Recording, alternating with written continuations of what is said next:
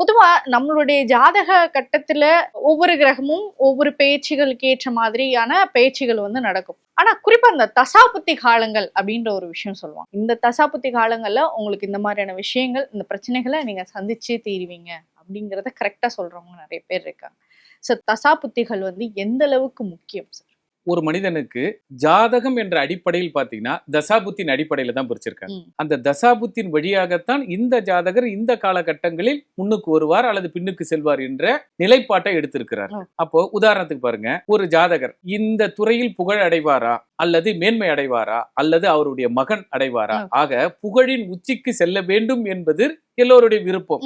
ஆனால் அந்த ஜாதகருக்கு சூரிய தசையோ அல்லது சூரியன் வாங்கிய சாரநாதன் தசையோ வரும் பொழுது சப்போர்ட்டட், அதாவது சூரியன் பெற்ற சாரம் சூரியனுக்கு சாதகமான நட்பு, ஆட்சி, உச்சம் இப்படி பலப்பட்டு இருந்தால் மட்டுமே அந்த ஜாதகர் அப்பொழுது புகழ் பெறுவார்.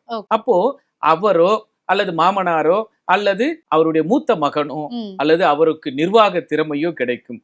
ஆக ஒருவர் புகழ் அடைய வேண்டும் என்றாலும், முன்னுக்கு வர வேண்டும் என்றாலும் சூரியன் நல்ல அம்சத்தில் அமர வேண்டும்.